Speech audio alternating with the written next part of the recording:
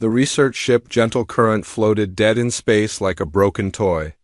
Inside the vessel, panic filled the air as thick as smoke. Captain Rovik ran his three-fingered hands through his blue hair and tried to stay calm. His crew of plant scientists had never faced danger like this before. "Thamel, how much time do we have?" Rovik asked his science officer. Thamel looked up from a mess of sparking wires and broken circuits. His large yellow eyes showed fear. "The engine is completely dead, Captain. Even if I could fix it, we need 3 days minimum. And the pirates will be here in 2 hours." The Valkyrian crew came from a peaceful world where war was just something they read about in history books. They studied plants and flowers across the galaxy. They had never hurt anyone. They had never expected anyone to hurt them. Engineer Blix crawled out from under a control panel. Green coolant dripped from his uniform. "The main power core is stable, but life support will fail in 6 hours. And Captain, the pirates are not slowing down. They are coming straight for us." Rovik closed his eyes and tried to think. The Haxer. Pirates were known across this part of space. They took ships, cargo, and people. What they did to prisoners was something no one liked to talk about. The Valkyrians had no weapons, no shields, and no way to run. "What about the distress beacon?" asked Nero, their communication specialist. Her voice shook as she spoke. "Broken," Thamel said, "but I might be able to rebuild one from spare parts. Give me 30 minutes. "Do it," Rovik ordered. Thamel worked fast. His hands moved like lightning as he pulled apart old equipment and put it back together in new ways. Sweat dripped down his face even though the ship was getting cold. "The other?" Crew members watched and hoped. "There," Thamel said finally. "It is not pretty, but it should work. The signal will reach maybe 50 light years. "Send it on all frequencies," Rovik said. "Emergency signal. Request immediate help. Attach our location." The message went out into the dark. It was simple and desperate. A peaceful ship full of scientists asking anyone who could hear them to please come and save them. 20 minutes. Passed, then 40, then an hour. "Captain," Nero said suddenly, "we have a response." Everyone held their breath. "This is Commander Blake of the human vessel Retribution," came a voice through the static. "We received your distress call. Help is coming. Stay calm and do not attempt to engage any hostile forces. We will handle the situation." The Valkyrians looked at each other with confusion and hope. "Humans?" Blix asked. "I have never heard of humans." "Neither have I," Rovik said. "But if they can help us, I do not care what they are." Thamel was already working on his computer. "I am scanning their signal origin." "Captain, they are moving very fast. Faster than anything I have seen before. But they are still 2 hours away." "The same time as the pirates," Nero said quietly. Outside the broken ship, space looked empty and peaceful. But everyone knew that somewhere in that darkness, death was coming toward them. The pirate ships were old, but deadly. They had weapons that could turn the Gentle Current into burning metal in seconds. "Captain," Blix called from his station. "The pirates just dropped out of hyperspace. 3 ships. They are 1 hour away now." Rovik felt his stomach drop. "Can we hide? Maybe drift behind that asteroid?" "Too late," Thamel said. "They have already seen us." "But Captain, something strange is happening. The pirates are slowing down. They are not attacking yet." On the lead pirate ship, Warlord Grimmick stared at the helpless research vessel through his red eyes. He was a big creature with gray skin and sharp teeth. His crew feared him, and everyone else feared his crew. "Why are we waiting?" asked his second-in-command, a thin pirate named Vex. "The ship is defenseless." Grimmick smiled in a way that made Vex step backward. "Because someone answered their call for help? I want to see who is stupid enough to try to save them. Maybe we get 2 ships instead of 1. What if they are strong?" Vex asked. Grimmick laughed. It was an ugly sound. "Look around this sector, Vex. We own this part of space. No one is strong enough to challenge us here. Whoever is coming will learn that the hard way." Back on the Gentle Current, the crew waited and watched their instruments. The pirate ships sat still in space like metal sharks. The human ships were still too far away to see. "Why are the pirates not attacking?" Nero asked. "They are waiting," Rovik said. "They want to see who responded to our call." "That is good for us, right?" Blix asked. "More time for the humans to arrive." Thymol shook his head. "I do not think so. If the pirates are confident enough to wait, they must think they can handle whatever comes." The minutes crawled by like hours. The Valkyrians checked their instruments every few seconds. The pirate ships stayed in position. And somewhere in the distance, the unknown human ships rushed toward them. "Captain," Nero said suddenly, "I am picking up new signals." "Very powerful ones. The humans are almost here." "How many ships?" Rovik asked. Thymol frowned at his readings. "The signals are so strong that my equipment cannot get a clear count. Either they have very powerful engines or there are many ships coming. Both would be good," Blix said hopefully. "Warning," the ship's computer announced in its calm voice. "Multiple large objects approaching at high velocity." Everyone looked at the main screen. At first they saw nothing but stars. Then the stars began to change. Shapes appeared in the darkness. Big shapes. The kind of shapes that made space itself seem small. "Great flowers of home," Thymol whispered. 3 massive ships dropped out of hyperspace right between the pirates and the research vessel. They were like nothing the Valkyrians had ever seen. Each ship was twice as long as the biggest pirate vessel. Their hulls were dark metal that seemed to eat light. Strange curves mixed with sharp angles in ways that looked both beautiful and deadly. The lead ship was clearly built for war. Weapon ports covered its surface like the eyes of some giant predator. But it moved through space with grace that made it seem almost alive. "This is Commander Blake of the human cruiser Retribution," came the voice again. "Valkyrian vessel, you are now under our protection. Please maintain your current position." The pirates seemed frozen in shock. Their ships looked like toys next to the human vessels. "Unidentified pirate ships?" Blake continued. His voice was polite but cold. "You will power down your weapons and withdraw from this system immediately. This is your only warning." Grimac's voice came over the communication channels. It was full of anger and surprise. "Human ships, you are interfering with Haxor business. Leave now and we will let you go." There was a pause, and Blake spoke again. "I do not think you understand your situation." On the gentle current, Thymol stared at his instruments with growing amazement. "Captain, the energy readings from those human ships, they are incredible. How do they generate so much power?" Rovik watched the 3 dark ships hanging in space between them and certain death. He had never been so happy to see strangers before. But something about the human vessels made him nervous. They were too quiet, too still. Like predators deciding when to strike, Grimmac made his choice. A lance of red energy shot from his flagship toward the human fleet. The shot hit something invisible around the lead human ship and simply disappeared. "Commander," Blake's voice came back over the radio. This time it was different, colder, more dangerous. "You fired first. Rules of engagement are now in effect." Dr. Elena Vasquez sat in her laboratory aboard the human cruiser Retribution. Around her, screens showed data about the alien species they had just encountered. The Valkyrians seemed peaceful enough. Plant scientists with no weapons and simple technology. The kind of people who deserved help. Admiral Chun Zhao stood on the bridge of the massive warship. His dark eyes studied the tactical display where red dots marked enemy positions. 3 pirate ships against 3 human vessels. The pirates had no idea what they had just done. "Elena, what do we know about these Haxor pirates?" Admiral Zhao asked through the communication system. Dr. Vasquez pulled up files on her computer. "Standard slavers and raiders, Admiral. They have been active in this sector for about 50 years. No advanced technology. Their weapons are basic. Plasma cannons and missile systems. Intelligence says they have destroyed over 200 civilian ships. And the Valkyrians? Peaceful plant researchers, no military capability. They come from a garden world called Valkara. Never been in a war."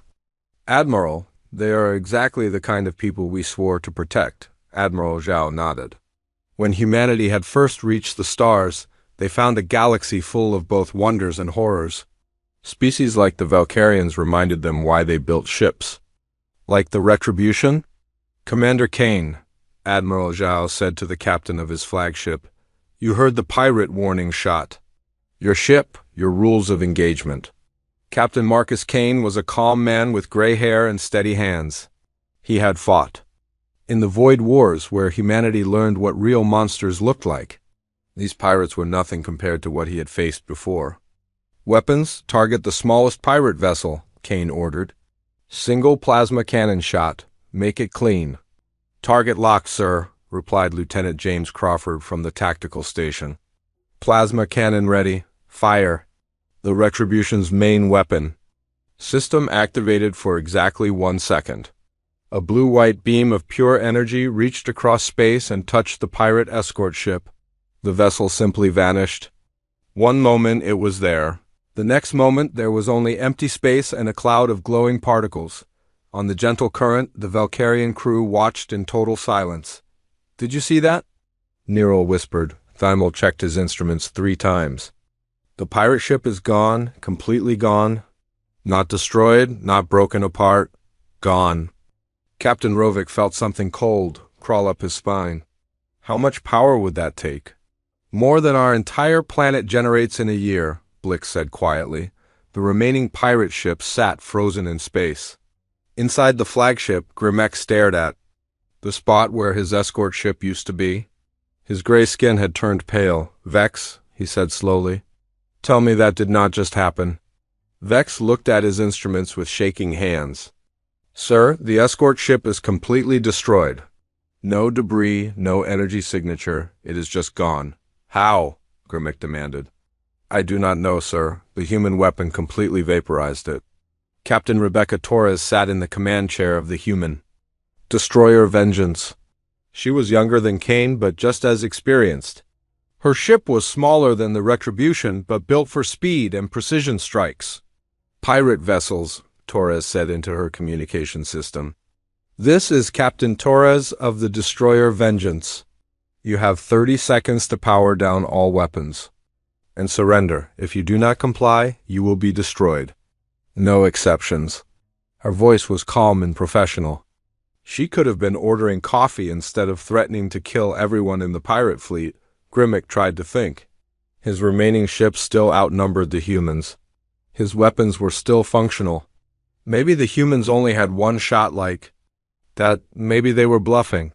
All ships, prepare for attack, Grimek ordered. We can still win this.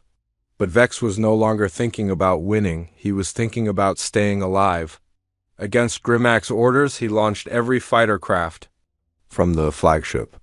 18 small attack ships screamed toward the human fleet. The human response was immediate and terrible. Ports opened along the hulls of all 3 human ships.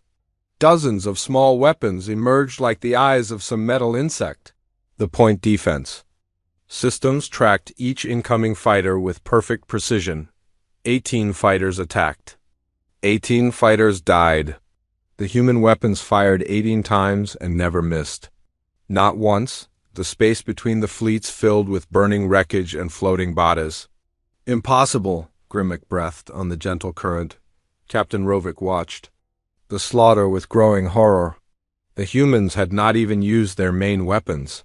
They had swatted the pirate fighters like insects.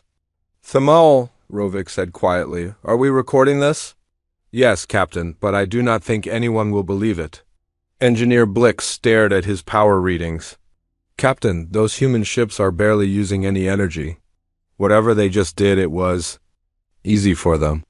Admiral Zhao received a priority message on his personal communication device. His expression grew dark as he read the contents. Commander Kane, Admiral Zhao said, we have a problem. Sir, Earth Command just sent an intelligence update. 17 more pirate fleets are moving toward this system. And according to our sources, they are not coming alone. Kane's face did not change, but his hands tightened on his chair arms. Who else is coming, sir? Skarn Empire forces, a full battle fleet. Dr. Vasquez looked up from her research station. Her face had gone pale. Everyone in the human military knew about the Skarn. They were the monsters that other monsters feared. Admiral, Dr. Vasquez said carefully, the Valkyrians do not know what they have walked into. This is not just a pirate raid anymore. No, Admiral Zhao agreed. This is war. The Skarn Empire was something from nightmares. They conquered worlds for fun. They turned entire species into slaves.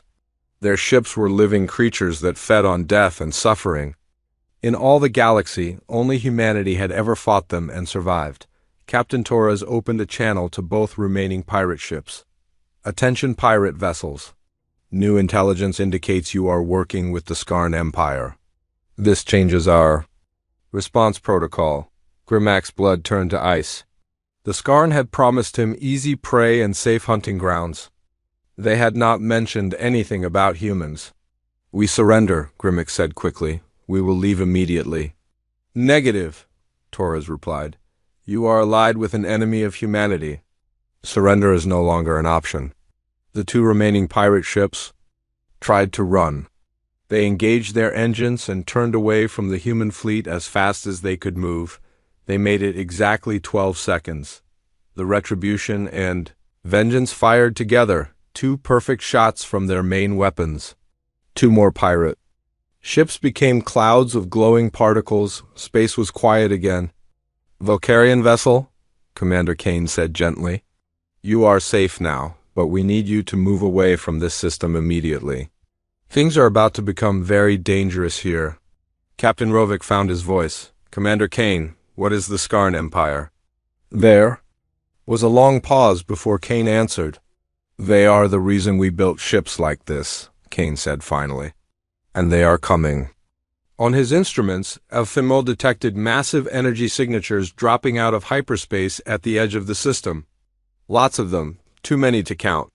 Captain, Thamel said with a voice full of fear, something very big is coming. Much bigger than the human ships.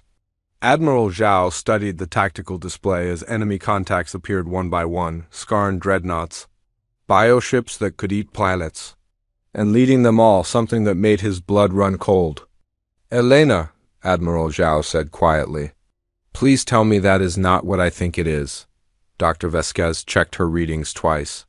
Admiral, that energy signature matches a Skarn world killer, the kind they use to destroy entire civilizations. Admiral. Zhao closed his eyes for a moment. When he opened them, they were hard as steel. All ships, condition Omega, he announced to his fleet.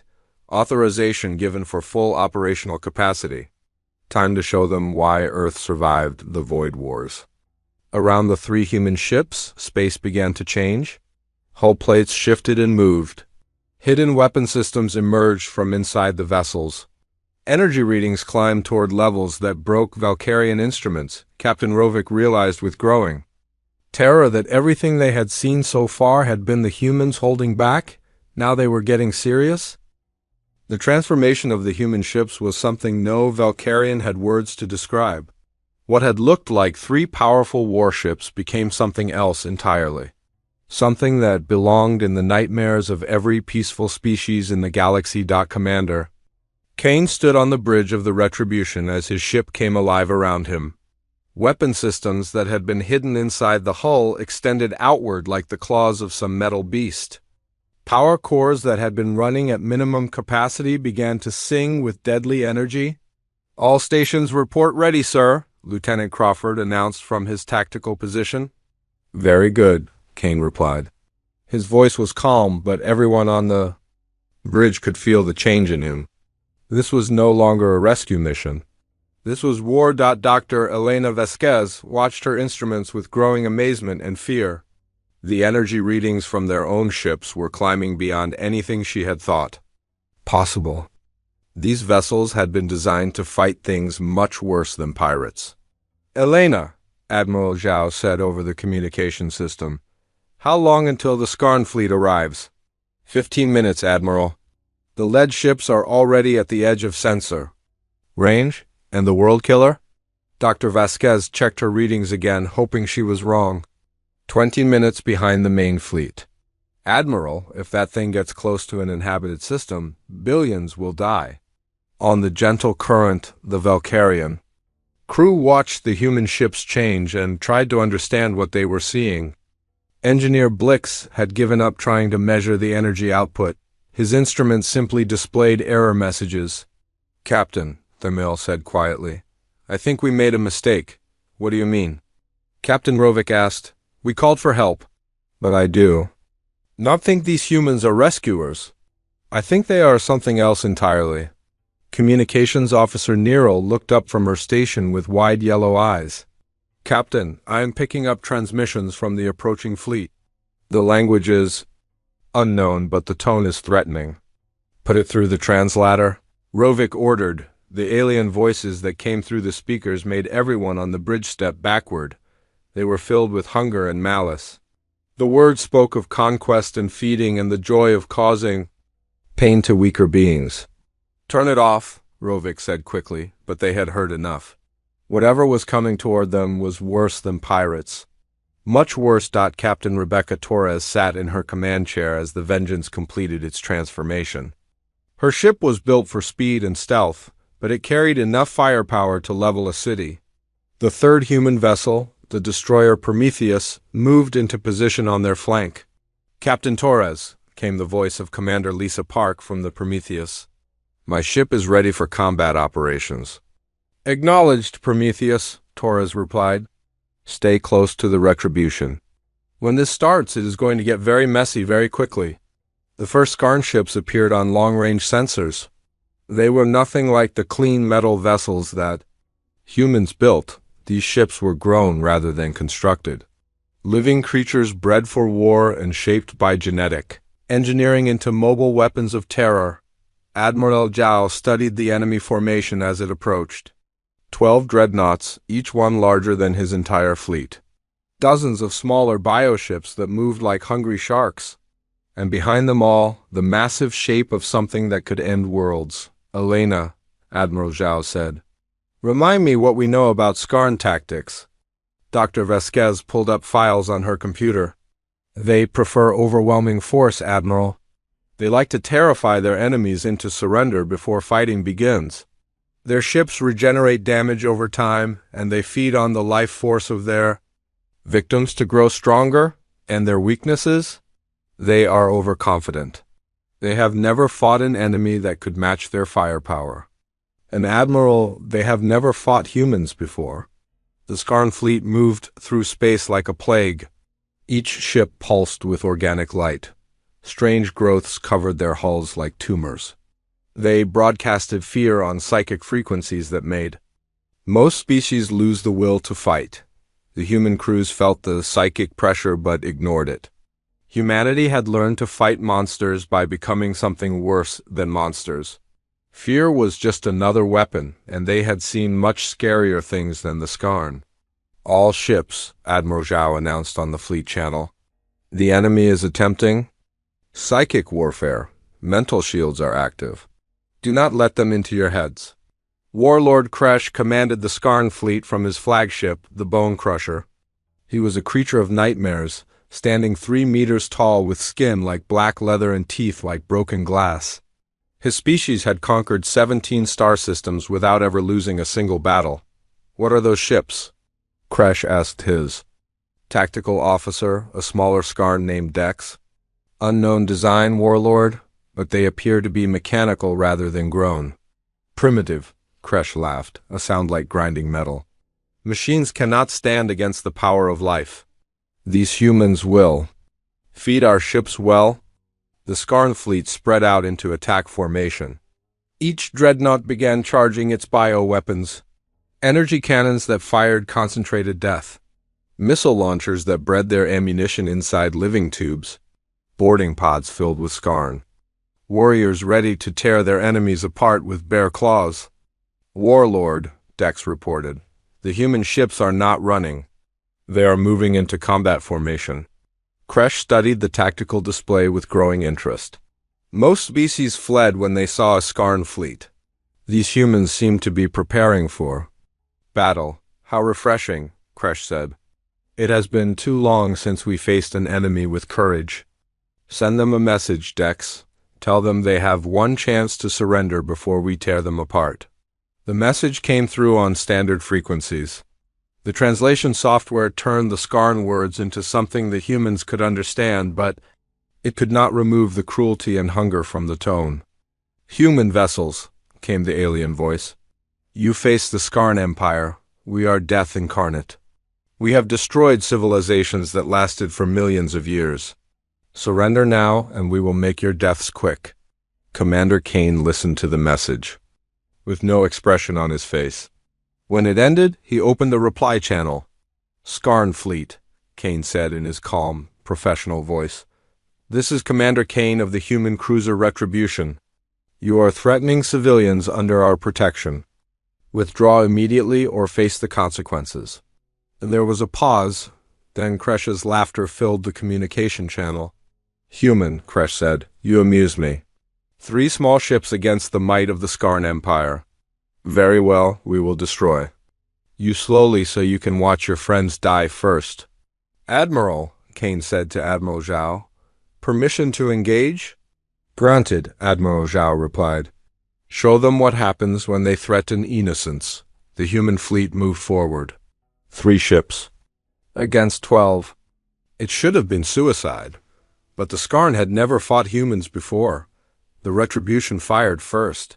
Its main plasma cannon sent a beam of pure destruction across space. The blast hit the laid Skarn dreadnought and tore through its organic armor like paper. The creature ship screamed in pain and rage as vital organs were vaporized, but it did not die. The damaged sections began to heal immediately. "Interesting," Kane observed. "They regenerate damage." "Crawford, target their power cores? Multiple shots?" "Yes, sir." The human ships opened fire with everything they had. Plasma cannons, particle beams, quantum torpedoes, and weapons that had no names.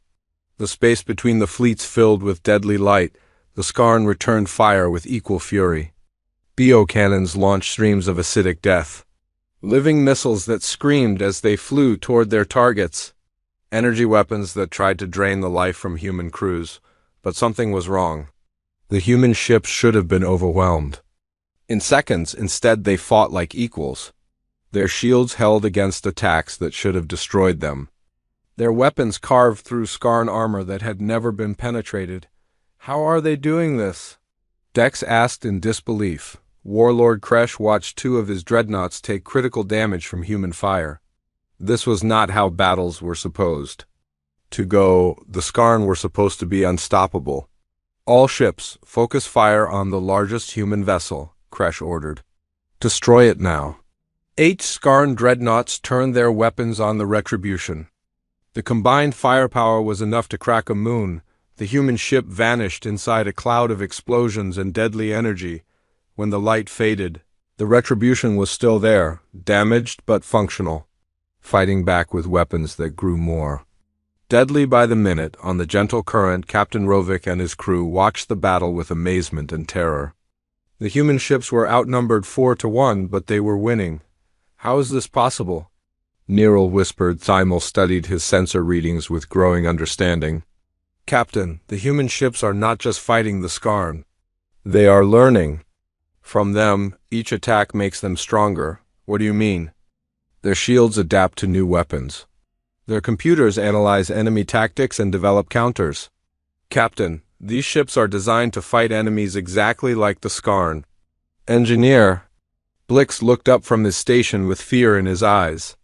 "Captain, if the humans can build ships like this, what kind of enemies do they normally fight?" The battle raged for 30 minutes. When it ended, 8 Skarn dreadnoughts were dead or dying. The remaining 4 were retreating as fast as their organic engines could carry them. The human fleet had taken damage but remained fully operational. Admiral Zhao opened a channel to his fleet. "Well done, everyone, but this was just the advance guard." Dr. Vasquez checked her long-range sensors and felt her blood turn cold. "Admiral, the World Killer just dropped out of hyperspace. It is heading straight for us." "How long?" 10 minutes. Admiral Zhao looked at the tactical display where a new contact appeared. Something so large that it dwarfed everything else in the system. All ships, Admiral Zhao said quietly. Prepare for Phase 2. Asterisk, the world killer devourer of suns entered. The system like a living nightmare. It was not a ship in any sense that peaceful species could understand. It was a creature grown in the depths of space over centuries, fed on the death of entire worlds until it became something that existed only to consume and destroy. Dr. Thymel worked frantically on the gentle current's damaged sensors, trying to get accurate readings on the approaching horror. When the instruments finally stabilized, he wished they had stayed broken. "Captain," Thymel said with a voice that shook, "the creature is 40 kilometers long. Its mass readings are off the scale, and Captain, it is broadcasting something on psychic frequencies that is making my instruments malfunction." Captain Rovik felt the presence of the world killer like a weight on his mind. Every instinct his species had developed over millions of years told him to run, to hide, to surrender.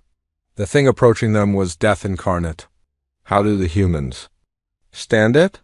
asked Communications Officer Niril. She had her hands pressed against her head, trying to block out the mental pressure. "I do not know," Rovik replied, "but they are not running." The human fleet hung in space between the Valkyrian research ship and the approaching world killer.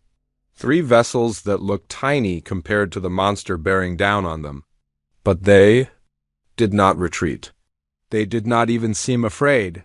Admiral Chengzhao stood on the bridge of the Retribution and studied the tactical display. He had seen world killers before, during the Void Wars when humanity fought for its very existence. They were creatures of pure malice, bred by species that had forgotten what mercy meant. "Elena," Admiral Zhao said to Dr. Vasquez, "classification of the target?" Dr. Vasquez ran the sensor readings through her computer and felt sick at the results. "Emperor-class world killer, Admiral. Estimated age 400 years. Previous kill count unknown, but based on its size, it has consumed at least 50 inhabited worlds. Weaknesses? The same as all Skarn bioconstructs? Extreme regeneration. Capability, but dependent on external life force for rapid healing. If we can damage it faster than it can feed, we might be able to kill it." Admiral Zhao nodded.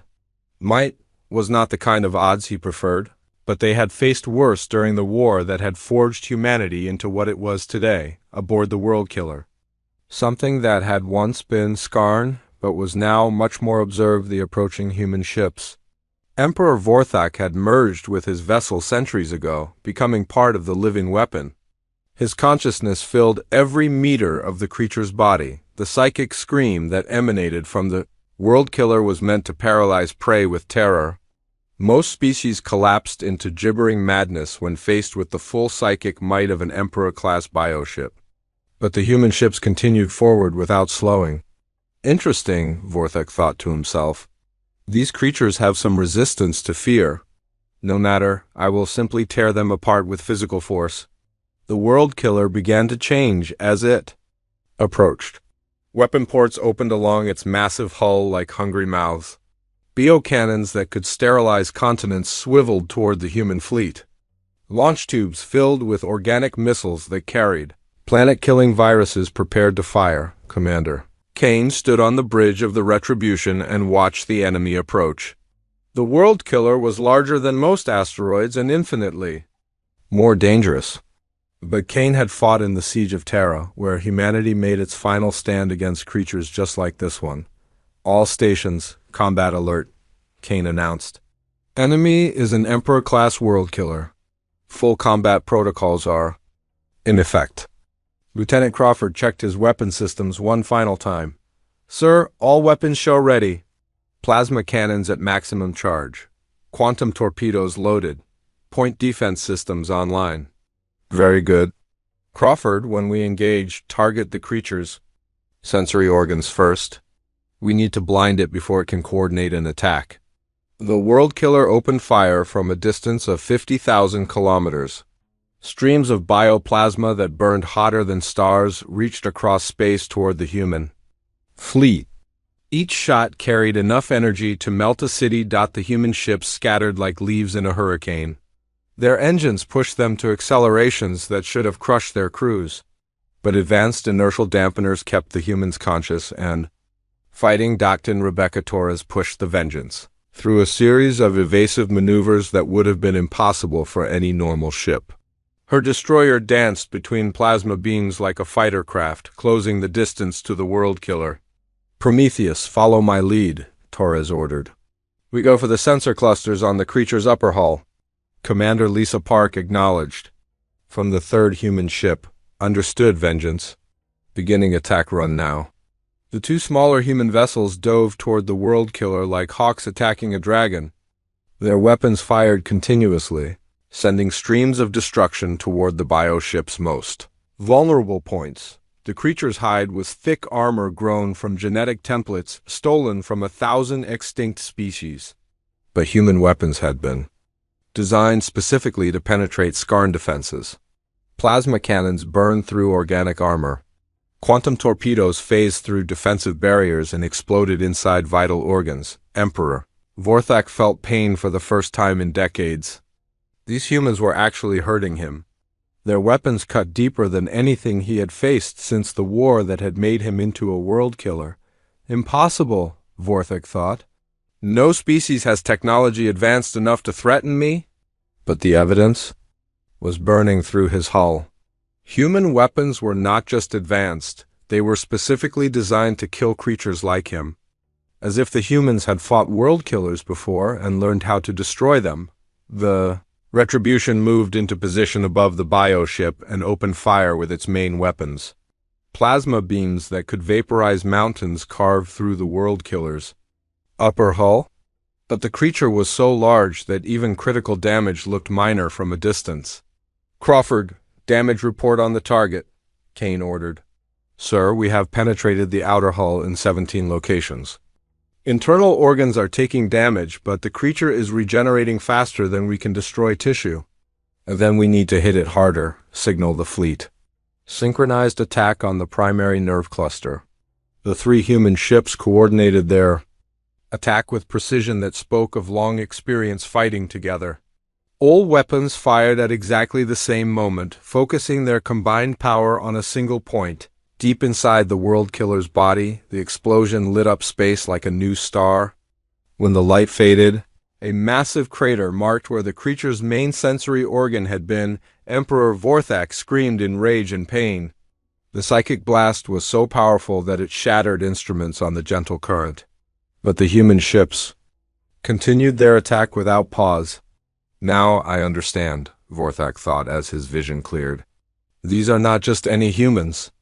These are the ones who survived the Void Wars, the species that learned to fight monsters by becoming monsters themselves." The realization filled even an Emperor-class world killer with something approaching fear on the gentle current. Engineer Blix watched his power readings spike beyond anything he had thought possible. "Captain, the human ships are drawing more energy than our entire homeworld generates. What are they powering?" "I do not want to know," Captain Rovik replied. The human fleet had spread out around the world killer, attacking from multiple angles. Their weapons fired in carefully planned sequences that prevented the creature from regenerating damage. Each ship moved with precision that spoke of years of practice fighting enemies exactly like this. Dr. Vasquez monitored the battle from her station aboard the Retribution. The bio readings from the world killer showed massive internal damage.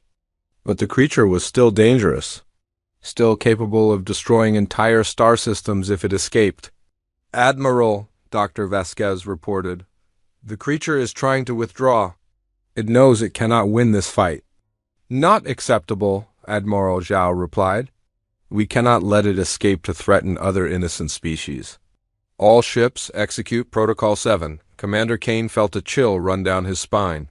Protocol 7 was something they had hoped never to use again.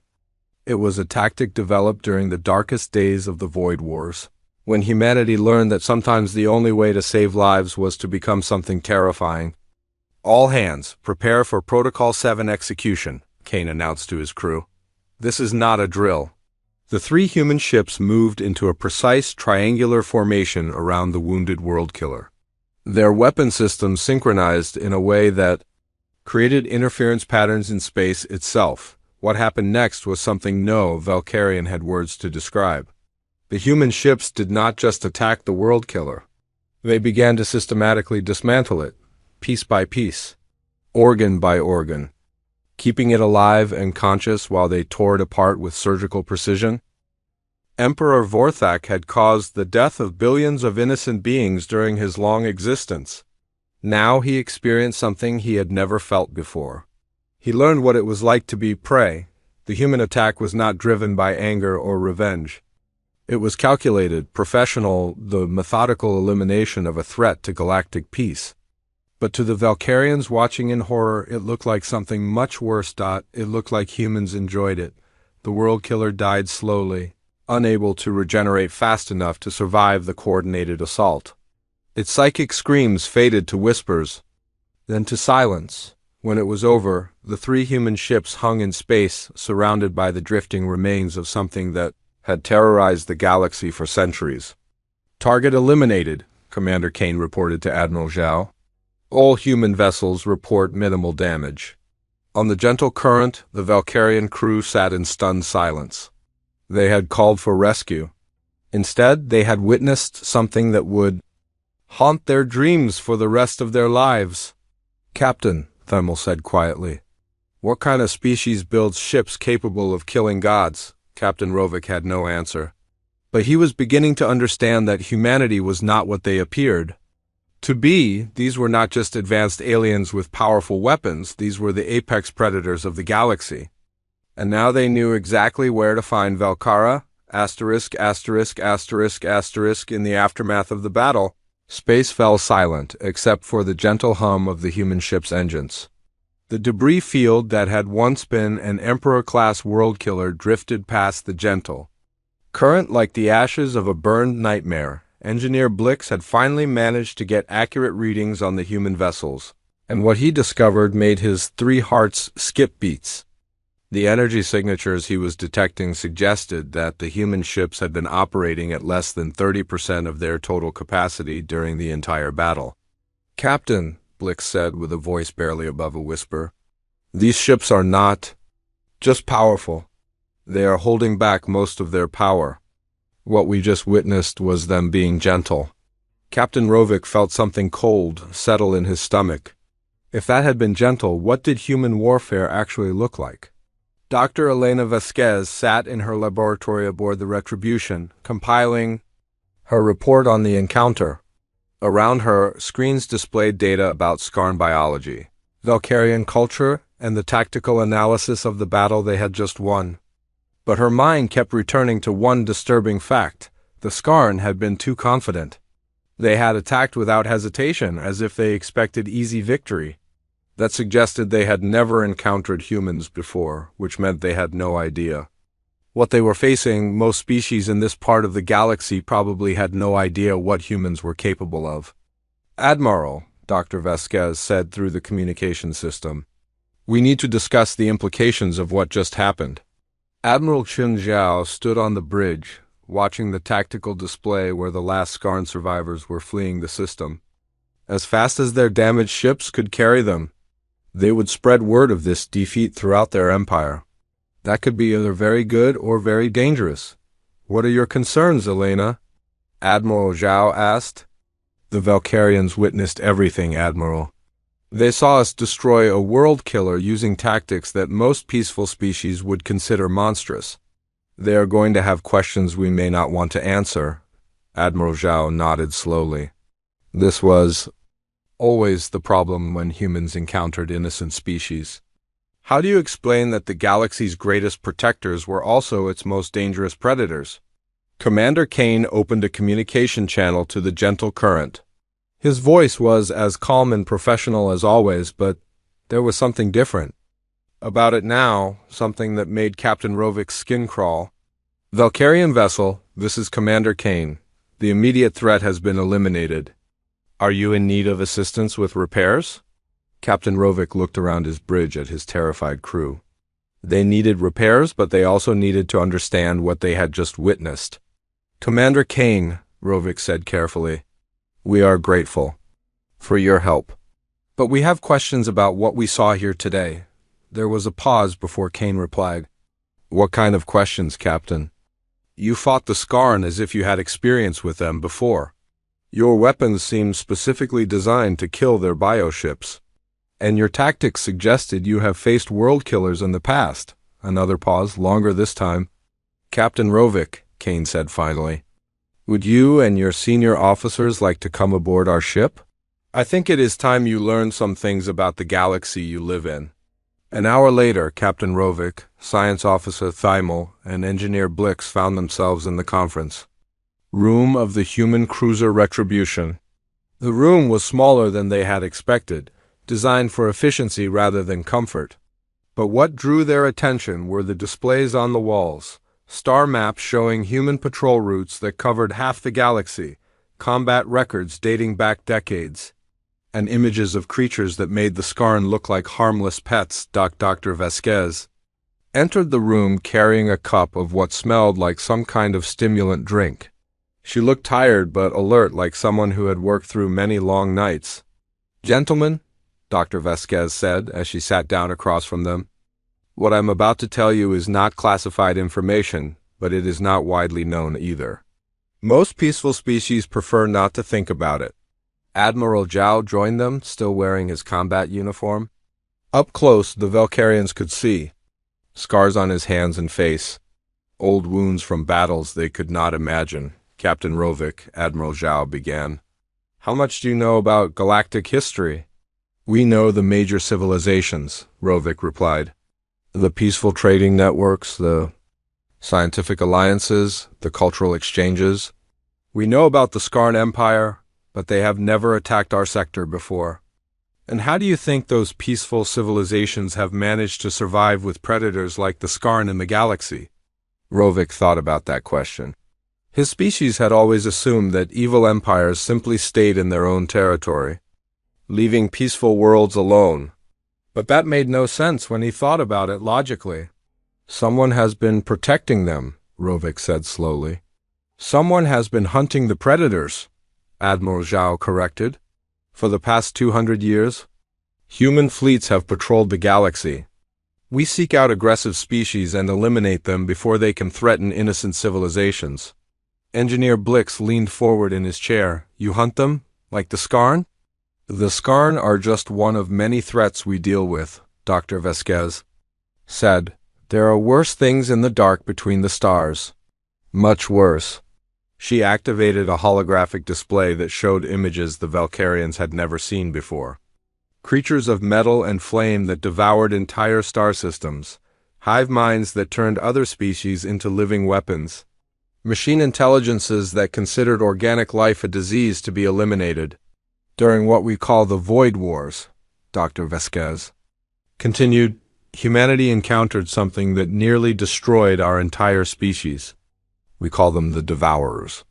They were creatures of pure entropy that existed only to unmake creation itself.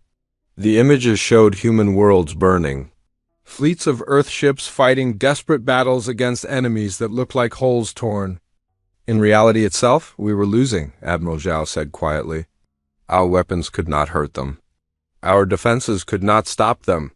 They consumed 3 of our colonies before we realized that conventional warfare was useless. What did you do? Thymel asked, though part of him did not want to know the answer. We became something worse than they were, Admiral Zhao replied. We studied them. We learned their weaknesses. We built weapons specifically designed to cause them pain, and we discovered that the only way to fight monsters is to become monsters ourselves. Dr. Vasquez brought up tactical displays showing human weapons that defied easy description. We developed Protocol 7 during the darkest days of the war. The systematic dismantling of enemy forces while keeping them conscious and aware. Not because we enjoyed their suffering, but because it was the only way to kill creatures that fed on death and destruction. You won? Rovik asked. We survived, Admiral Zhao corrected. The Devourers were not destroyed. They were convinced that our species was too dangerous to be worth the effort. They withdrew to the void between galaxies and have not been seen since. But the weapons we built, the tactics we developed, the mindset we cultivated to fight them, all of that remained, Dr. Vasquez added.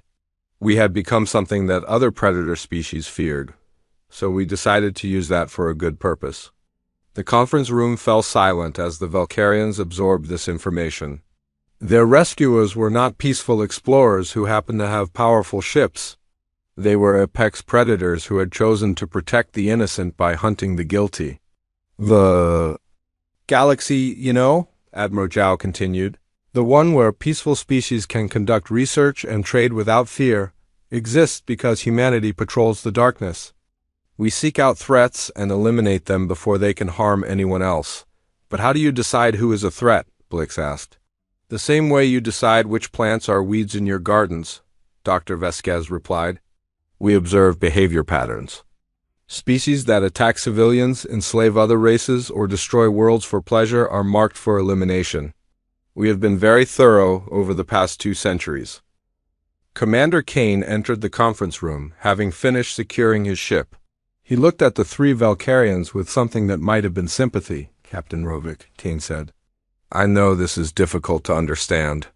But consider this. When your people sent out that distress call, how long did it take for us to respond? Less than 2 hours, Rovik replied. We were already in this sector, hunting the pirate fleets that had been raiding civilian ships. We track predator movements across the galaxy and position our forces to intercept them. Your distress call just helped us locate our targets. The implications of that statement settled over the Valkyrians like a cold blanket. The humans had not just happened to be nearby. They had been hunting the very pirates that threatened the gentle current. What happens now? Daimel asked quietly. Admiral Zhao considered the question carefully. Now you go home to your garden, world, and continue your research. You tell your people that you encountered a dangerous situation and were rescued by a previously unknown species called humans. You do not need to tell them everything you learned here today.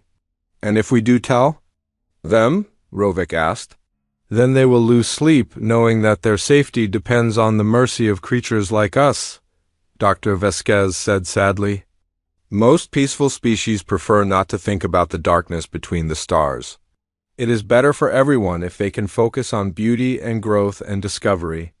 Commander Kane activated a holographic display showing the human patrol routes that crisscrossed the galaxy.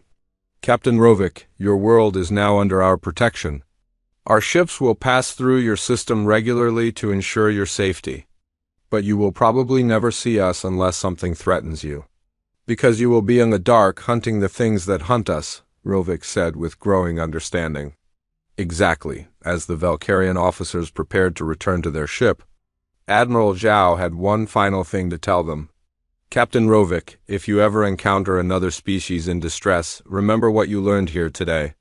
Sometimes the most terrifying forces in the galaxy are also the most necessary. And sometimes the monsters are the only thing standing between innocent people and much worse monsters. The journey back to the gentle current was made in silence.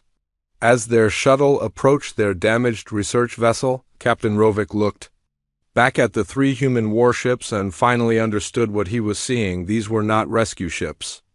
They were not exploration vessels. They were instruments of controlled destruction, operated by a species that had learned to be evil in service of good.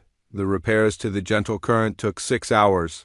The humans provided technical assistance and materials without asking for anything in return. When the Valkyrian ship was ready to depart, Commander Kane sent a final message. Safe travels, Captain Rovik. Remember that the galaxy is more dangerous than your people realize. But also remember that they are safer than they know. As the gentle current jumped to hyperspace, heading home to their garden world, Captain Rovik sat in his command chair and thought about what he would tell his people. He would tell them about the pirates and the rescue. He would file a report about the previously unknown human species. But he would not tell them that their peaceful existence was only possible because somewhere in the dark between the stars, apex predators hunted other apex predators to keep the galaxy safe. Some truths were too heavy for innocent minds to carry. Behind them, the 3 human ships had already begun moving toward their next patrol zone. Admiral Zhao had received reports of unusual activity in the Rigel sector. Something was hunting civilian transports, and that meant it was time for the hunters to be hunted. The galaxy remained peaceful, because humanity ensured it stayed that way. And the innocent species they protected never had to know the true price of their safety.